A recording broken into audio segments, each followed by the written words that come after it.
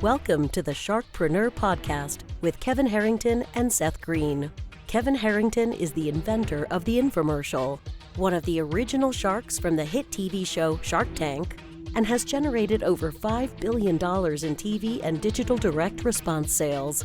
Seth Greene is the world's first trusted authority on cutting-edge direct response marketing, a best-selling author, and the only 3-time Marketer of the Year nominee. On the podcast, Kevin and Seth interview Sharkpreneurs who share straight talk on what it takes to explode your business. Why do so many businesses struggle while others seem to explode overnight? Do you wish you had the secret to this type of exponential growth? Now, I've scaled more than 20 businesses to over $100 million, and it's not just luck. In my new book with Mark Tim, Mentor to Millions, you'll learn the repeatable framework I use in all my business ventures for massive success. Order at kevinmentor.com and get over $1,000 in bonuses. Head to kevinmentor.com. Welcome to the Sharkpreneur podcast. This is your co-host, Seth Greene. Today, I've got the good fortune to be interviewing Justin Cernitz and Candise Shanbron from Cernitz Law. Justin is the founding partner of Cernitz Law. Candise is the managing partner of Cernitz Law. Her legal career has been devoted exclusively to the practice of property insurance law, where Justin represents clients on a variety of insurance and personal injury legal issues. Justin, Candise, thanks so much for joining us. Thanks for having us. Thanks for having us. Happy to be here. Our pleasure. Let's go back in time a little bit. What inspired both of you to go to law school in the first place? A friend, because I didn't know what else I wanted to do. And so I remembered that my first friend that I met when I moved to the United States was a girl in 8th grade, took me under her wing. I always admired her, respected her. We lost touch because I switched to public school, but I remembered her, and I found out she was going to law school. And so that pretty much answered my questions, because I was like, well, that kind of sounds good. I guess since I respect her, or I respected her, that'll be the next thing that I do. Wow. All right. Well, that's one of the more unique stories we have heard of all it's the truth, though. I was going to say, of all the lawyers I've interviewed, I think you're the only one who got had a friend who went, so I went. Justin, how about you? Yeah, mine's the boring one. My dad's a lawyer, so I'm like, oh, I want to be a lawyer too. I realized I'm not a numbers guy. I'm not very creative. I tried doing a marketing class and that wasn't very good. I wanted to be a doctor, but my bio teacher said I had crappy hands and clumsy fingers, so I can never be a surgeon. So, I didn't realize there were hedge funds and stuff out there. And so I'm like, you know what? I was going to law school. Plus, you're not a numbers person, you just said. Yes. So being a hedge fund manager probably would have failed. Yes. So I took some classes in college for business and some law. And just took excellent point, Candise. You were keeping them on the straight and narrow even back then. Yeah. Yes. So that's fine. Justin, after law school, how did you end up in the insurance and personal injury fields? I always did personal injury, meaning I grew up in the personal injury world. My dad defended the insurance companies on personal injuries, but he set me up with a friend that had his own personal injury firm, who I'm now partners with in my New York office. And, I always just they fell, accident. Ooh, something got severed. Ooh, they left an instrument in during a surgery. It was sexy to me. And I'm like, I like this. So I was one of the few people in law school that actually wanted to be a personal injury lawyer. Everybody's like, I'm going to be a sports agent. I'm going to be an entertainment lawyer. I'm like, I want to do slip and falls. And everybody's like, what's wrong with you? But that's what I did. And that's what I wanted to always do. Well, it appears to have worked out for you. Interesting that your dad was on the other side of insurance defense. Any reason why you said, I don't want to go to the dark side, I want to go help the people, as opposed to the insurance companies? I think deep down, my father always wanted to be a plaintiff lawyer.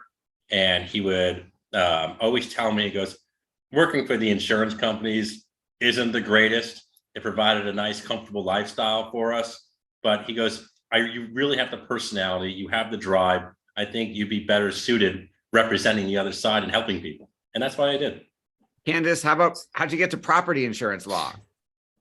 So my first job, I worked at a big insurance defense firm. And after doing the personal injury defense for a month, one of the partners there needed an associate to do the property damage. And once I went into that, I never wanted to do the personal injury defense. I just love it. It was my calling. I knew it at that moment. I loved it. And, and the rest is history. What is your, when someone asks you what property insurance law is, what does that mean to you? It's when you sue the insurance company on some sort of property damage to your building or your home. Obviously, it has to be something that's covered under your property insurance policy. But the general most common suits are the insurance company wrongfully denied, or they wrongfully underpaid, or they underpaid the claim. So you're both fighting for the people. How did you two meet? He stalked me at the first firm that I discovered property insurance law. His first boss got disbarred because he got into drugs, and you know how that goes. And so he lost his job and had a brief 6-month stint at the large defense firm that I worked at, and got introduced to me. I guess he had a crush on me, maybe. Yeah. And then stalked me. We went to a lunch at Hooters. And we were sitting across the table from each other, and I thought she was really cool. So what I did, because the most logical next step is, I'm gonna take a look at the master calendar and type in her initials and see where she's traveling to, because I knew she did a lot of traveling to like Tampa to see an insurance client. So I saw that she was constantly going. So I decided to I asked a partner to put me on a case that was in Tampa. It was some crappy case. I don't even know what the hell I was doing. But we would meet at the Southwest terminal at Fort Lauderdale Airport. And since there's no assigned seating, since we knew each other, we would sit next to each other. And on that 40-minute flight to Tampa, that's how we got to know each other. And then I started to really like her. And then she found out later on that I was actually stalking her, but she's still married to me 17 years later. So obviously you did something right. Congratulations on that. It was creative, and I thought it was good, and I won. Yeah, it is certainly creative to get yourself put on a case so that you accidentally have to be on the same flights. Correct. I like to say that the number one ingredient to everything in life is grit. And he sure as hell, showed the grit, at least in pursuing me. So. And then how did the joint law firm come about? So when my second job, I switched to the better side. I became a plaintiff lawyer after 5 years of practice. Justin is getting something at his desk. And I remembered that there were a ton of adjusters that wanted to send me work at my firm. But my boss at the time wouldn't allow me to negotiate on the percentage of our contingency agreements. So I had to turn all of those cases away, which was really effed up. And so finally, I started getting really upset. And I said, wait a second, why am I just flat out turning these cases away that I'm not allowed to take? So I started referring them to Justin, and Justin, that practice, the property insurance, just really soared for him through a lot of my connections. And finally he said, hon, I really need you to quit your job. The practice is exploding. I need your help. You need to leave right now. Of course, I said, hell fucking no, 50 million times. And finally, at some point, he said, you don't have a choice. I said, I can't do this. You got to put your big girl panties on, and you need to do this. You don't have a choice. You're doing it now. And I said, okay, fine. And then kicking and screaming though. Like I remembered being, it was tough. I was really freaked out.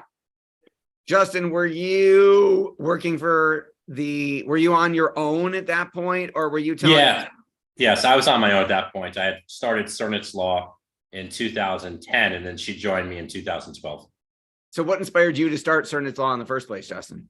Always wanted to have my own. I was working always in small firms for the most part, and I just always wanted to have my own shop. Like I'm better being my own boss than working for somebody else. I'm not a personality that works well with a boss. To use Howard Stern's word, in other words, he's a sucky employee. Yes.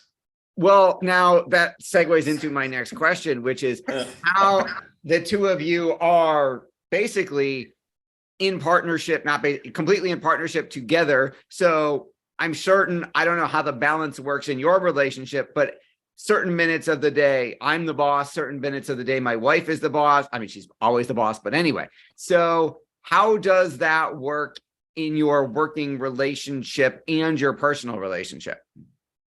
I just let her be the boss. It's easier. He doesn't let me be the boss. Let's make that very clear. Well, He listen, doesn't you got to let give me him be the the boss. illusion that he's letting you so he feels better. I don't even think I do a good job giving the illusion that he lets me be the boss. I think my personality is pretty strong. Yeah, I mean, listen, she has she's very organized and she manages well.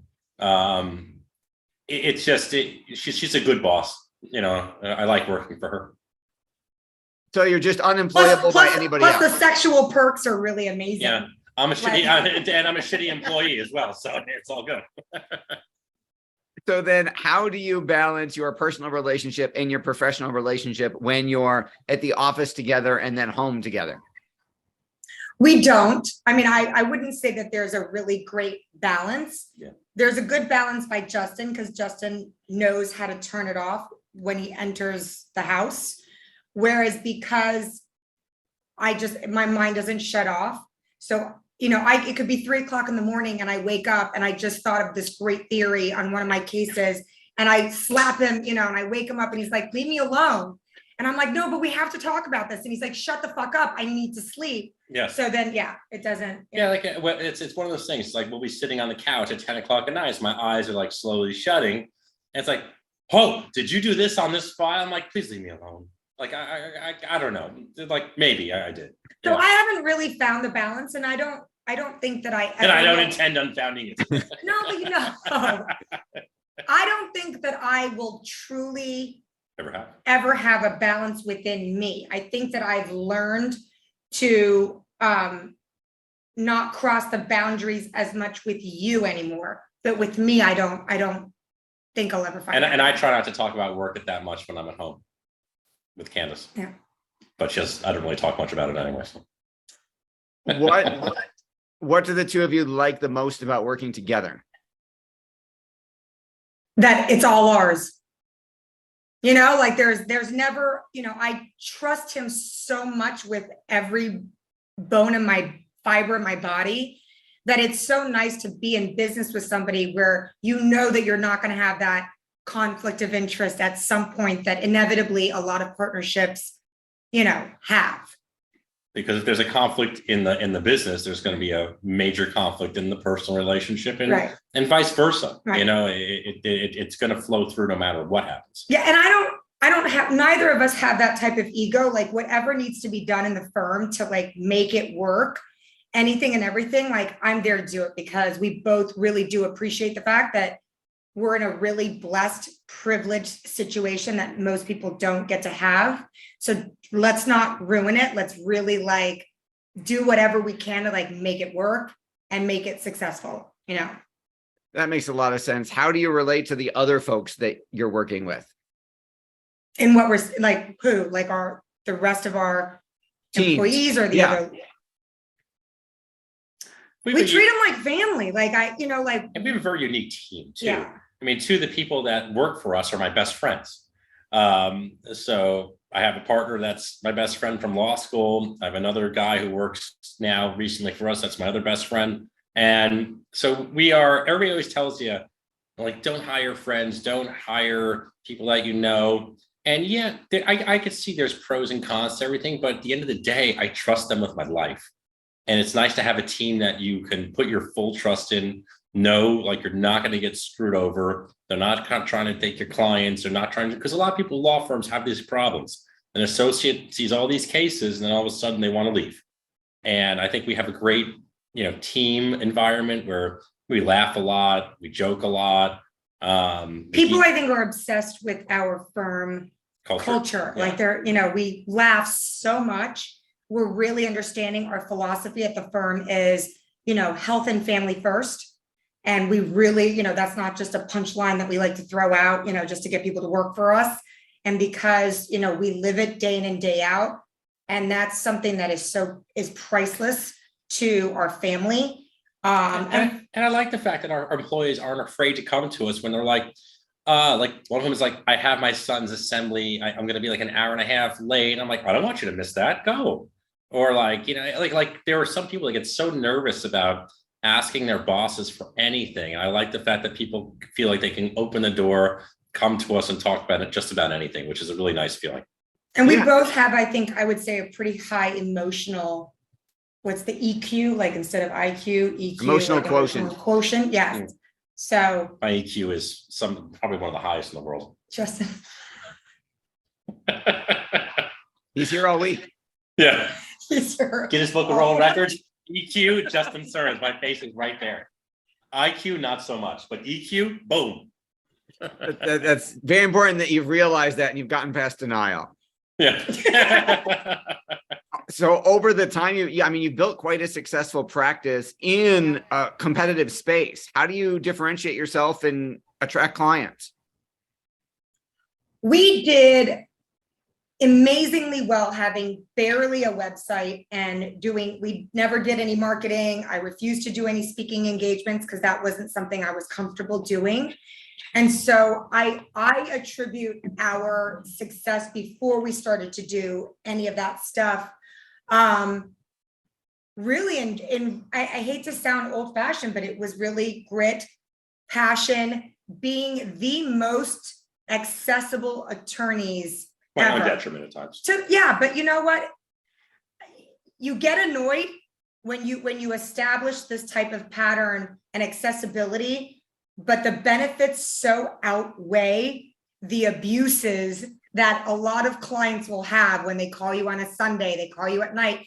But while it can be annoying, I mean, the success is it's awesome. Like you can't even compare the two, There are firms that are famous or, infamous for the opposite end of client service, where right. A client might go months without hearing from their attorney.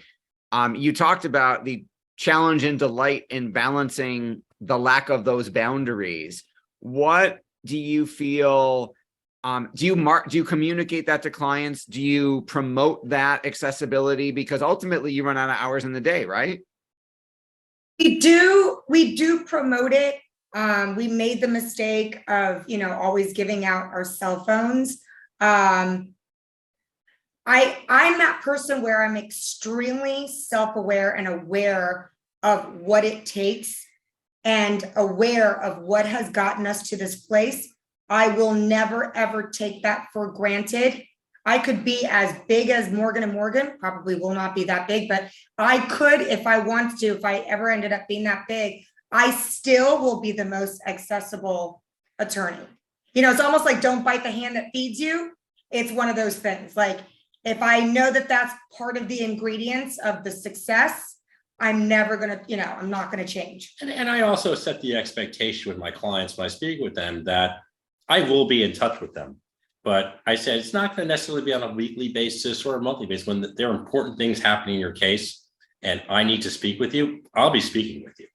I'm very good with my emails. If they want to email me, I get back to them a lot faster sometimes, because sometimes you're right, Seth, there's not enough time in the day to call everybody back. So, simple emails for simple, questions is always the best way to do it. And I get back to them probably within 5 minutes most of the time. And the interesting thing about communication, though, you're damned if you do and you're damned if you don't. So we were doing this thing in the beginning of our practice where we were sending out like anything that got filed in the case, we would just start mailing it, and because a lot of our clients, believe it or not, don't have email addresses. So we were, wasting thousands of dollars, sending enclosure letters with stuff because we really wanted to make sure our clients knew what was going on. We got so much crap from our clients. What are you sending? Why are you sending me so many, So then you can't please everybody, and everybody has different expectations. So we really do the best that we can. We've stopped with sending them anything and everything. And now we just try to ingrain it into their heads. Call us. We can't read your mind, because, you'll get the people that are like, well, I haven't heard from you. And it's like, well, there's really nothing to report. But we've told you before that if you want to know what's going on, feel free to always call us. We might have nothing to say to you other than hope you're doing well. Nothing is really, happening of note, but feel free to check up again. But it's an impossibility to call each and every single one of your clients on a weekly or monthly basis. And anybody that says that they do that is full of shit. And I have to explain to my clients, it's not like a Suits episode where the case is presented in the first 10 minutes of the episode. Then all of a sudden we get to trial the next day. There's a hearing, and by 60 minutes later, the case is closed with a victory. It's not the way it works.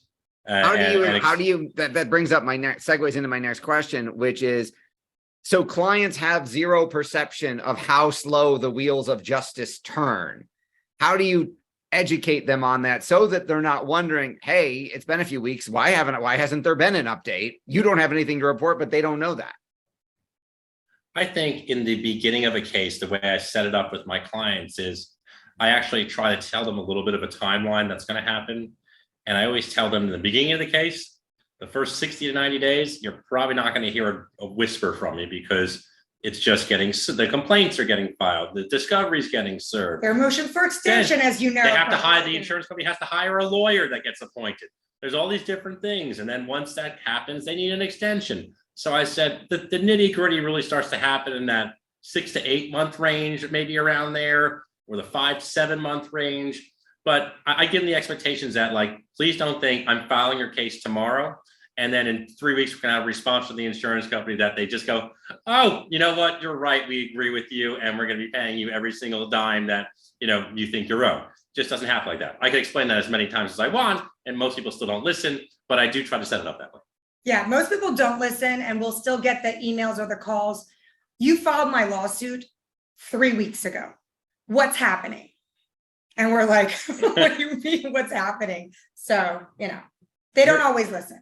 Your passion is obvious. What do you both like best about what you're doing? I personally, I'm passionate about property insurance, but my real thing that gets me is not your more common easy cases. I actually like the difficult, hard stuff where I discovered something that, it took me probably 20 hours to figure it out. And I had to dig through a bunch of documents and back end research. And I discovered something that, is not easily recognizable or noticeable. That's what I get passionate about. But your run of the mill, your hurricane claims, your plumbing losses, where the insurance just, they either didn't pay enough or they denied it and it was a regular denial, nothing interesting. Do I like it? Yeah, because it makes me money. It operates my firm. But I really get passionate about when the insurance companies really, really screw up. And unfortunately, it's almost like the banking industry, where there's a lot of predatory practices that occur with either certain geographical areas or a certain socioeconomic background. And so that makes me feel good representing the people that truly get screwed, that, would never even know that they got screwed. Mine's much more simpler. I just feel like what I'm doing, I'm the good guy and the insurance company is the bad guy. And I like being the good guy. And I feel like when I'm the good guy, I'm helping people, and I actually enjoy helping people because I think that, oh, wow, we were able to rebuild my house. We were able to do this. I was able to get, the kitchen, that was broken anew. And it feels good, especially when your clients send you photographs of what they're able to do with the proceeds you're able to get them. And it just feels nice. And for me, I just like that warm and fuzzy feeling in my stomach. I was about to say my tummy, but that sounded really childish. No, mine is much deeper. It's not this warm and fuzzy feeling right away. Awesome. Well, for our folks watching and listening who want to learn more, where is the best place for us to send them? To CernitzLaw.com. Can you spell that out? That's C as in cat, E, R, N as in Nancy, I, E as in Tom, Z as in zebra, LAW.com.